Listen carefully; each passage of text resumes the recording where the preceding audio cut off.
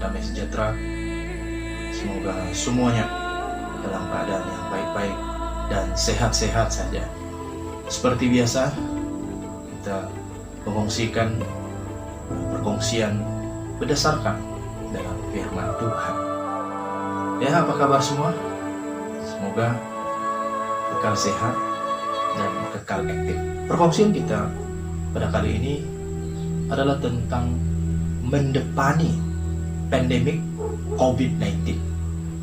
Tanpa kita sadari, kita sudah menjalani langkah-langkah kawalan penularan COVID-19 ini kira-kira 6 atau 7 bulan yang lepas. Sudah banyak yang kita alami dan kita tempuhi sepanjang tempo itu. Ketika penularan COVID-19 ini sudah menampakkan penurunan, tiba-tiba selepas PRU atau pilihan raya yang baru-baru ini mendadak meningkat case positif COVID-19 ini. Peningkatan yang mendadak ini membimbangkan dan menimbulkan kegusaran di kalangan netizen atau masyarakat umumnya. Di luar sana sudah ada banyak pihak yang menyentuh tentang pandemik COVID-19 ini. Tetapi kita sebagai umat Tuhan, bagaimanakah kita mendepani pandemik COVID-19 ini? Yang pertama, kita kenalah melihat dari perspektif Alkitab. Kita sebagai umat Tuhan kita kena melihat segala sesuatu itu berdasarkan kepada firman Tuhan. Karena firman Tuhan itu yang menjadi pedoman di dalam kehidupan kita. Alkitab menyatakan akan terjadi wabak atau pandemik yang akan menular ke seluruh dunia.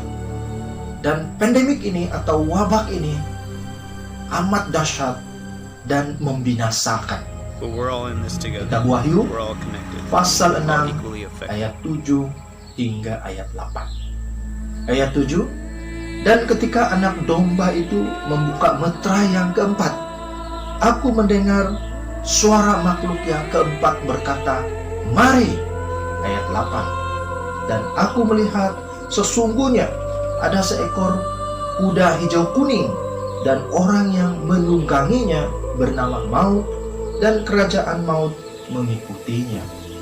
Dan kepada mereka diberikan kuasa atas 1/4 dari bumi untuk membunuh dengan pedang, dan dengan kelaparan dan sampar, dan dengan binatang-binatang buas yang di bumi. 3 penghakiman besar yang dinyatakan di ayat-ayat ini berupa perang, kelaparan, dan wabak penyakit, dan juga serangan binatang-binatang buas. Tidak ada yang dapat terhindar dari hukuman ini. 3 peristiwa ini, perang, kelaparan, dan wabak penyakit ini terjadi saling berkaitan.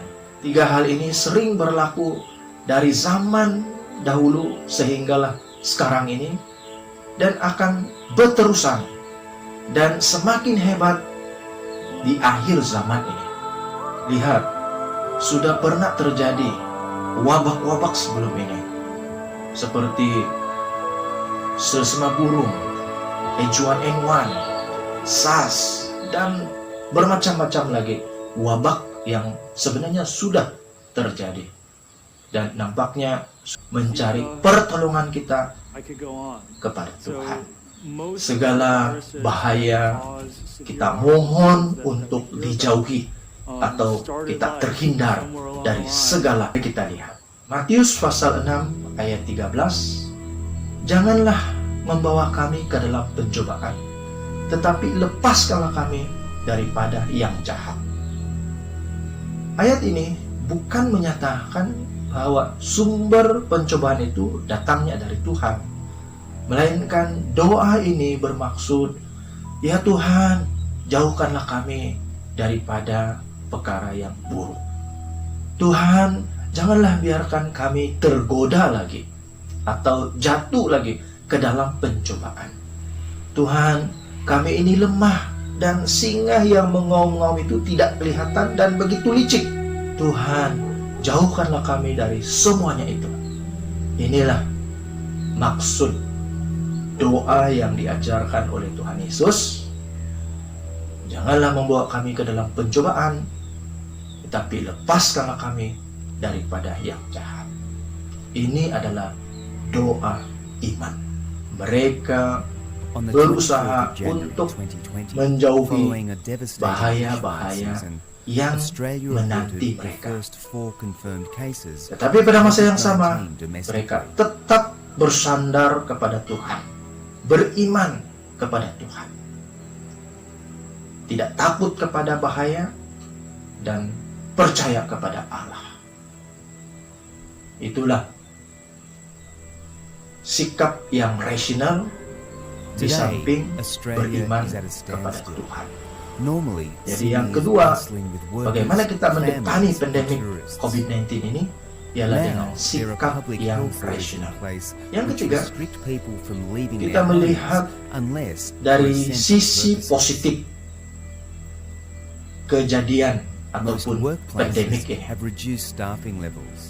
Walaupun pandemik COVID-19 ini telah merencatkan banyak aktiviti ibadah kita, selain daripada itu kehidupan seharian kita juga dengan norma yang baru, tetapi kita boleh melihat dari sisi positif pandemik ini.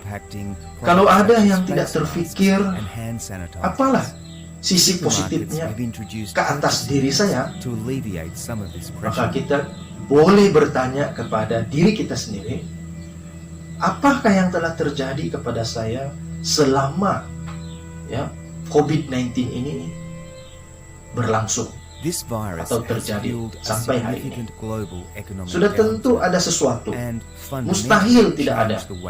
Pasti ada yang kita pelajari atau perolehi dari peristiwa yang terjadi ini. Sebagai contoh yang mudah, tidakkah kita terfikir bahwa kita senantiasa dalam risiko dijangkiti dengan COVID-19? Tidakkah kita merasa khawatir dan takut? Selain daripada itu, tidakkah ilmu dan teknologi kita rapuh dan tidak berkuasa? Bukankah selama ini kita mengira kita telah advance dalam ilmu dan teknologi dan hampir-hampir berkuasa? Begitulah pikiran manusia. Tetapi hanya dengan COVID-19 ini saja kita telah kucar-kacir, bahkan seluruh dunia menjadi kucar-kacir dan menjadi takut, menjadi tidak berdaya dan terancam dengan pandemik ini saja. Sampai tahap ini belum ada penawar bagi COVID-19 ini. Inilah yang lebih menyukarkan kita dan menakutkan kita.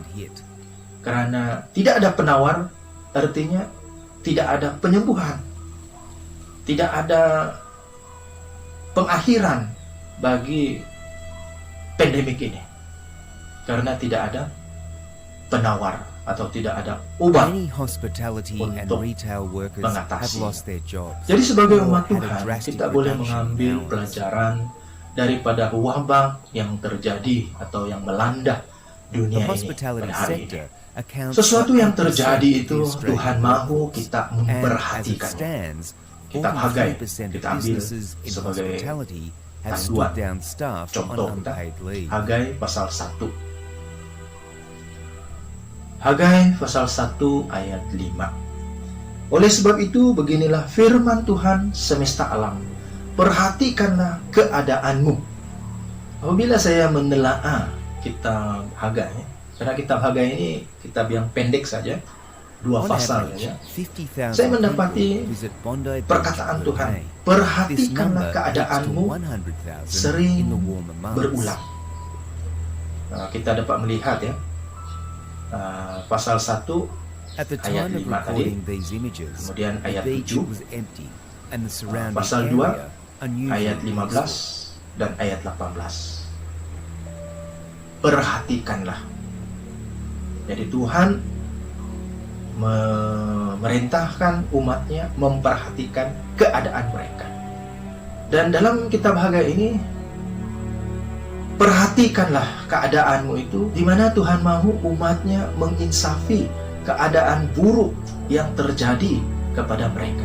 Tuhan mengingatkan bahwa hal yang buruk terjadi kepada mereka itu karena kesalahan mereka, yaitu kelalaian mereka untuk menjalankan tanggung jawab mereka yang telah diamanahkan oleh Tuhan kepada mereka.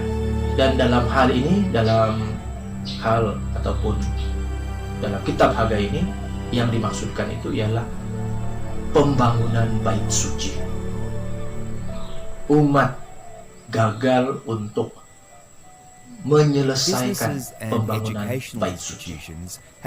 Pembangunan bait suci telah tergendala begitu lama sekali. Pembangunan bait suci itu tergendala begitu lama karena umat Tuhan masing-masing sibuk menjalani kehidupan mereka. Mereka membina rumah-rumah yang baik, yang cantik dan kukuh untuk mereka, sedangkan rumah Tuhan ataupun bait suci itu dibiarkan. Sudah tentu mereka mempunyai alasan kenapa mereka tidak membangunkan bait suci. Mereka asyik memberikan alasan belum sampai masanya. Masanya belum tepat. Belum ada waktu yang baik untuk membangunkan sekolah. Dan alasan yang paling lumayan, Tuhan belum menggerakkan saya. Saya belum merasakan ada gerakan Tuhan untuk saya melakukan tugas ini ataupun pelayanan ini. Lebih kurang begitulah ya alasan-alasan yang mereka kemukakan kepada Nabi Hagai. Sebab itu firman Tuhan datang kepada Nabi Hagai, menyuruh mereka untuk menginsafi keadaan mereka, karena keadaan mereka itu terjadi oleh karena perbuatan dari Tuhan. Dan dalam keadaan itu ya, mereka mengalami serangan belalang, menjadikan tanaman mereka berkurang, hasil juga berkurang. Jadi inilah 3 cara ataupun bagaimana kita mendepani pandemik COVID-19 ini. Pertama, kita melihat dari perspektif Alkitab, dan yang kedua, kita melihat dari sisi positifnya, dan yang ketiga ialah kita melihat dari secara rasional. Kita melihat secara rasional. Begitulah sedikit perkongsian kali ini, ringkas saja, namun saya berharap ini dapat memberikan sedikit pandangan dan pengertian kepada kita, supaya kita tidak menjadi lemah dan terus ya bersandar kepada Tuhan. Semoga Tuhan terus memberkati kita semua dan melindungi kita daripada pandemik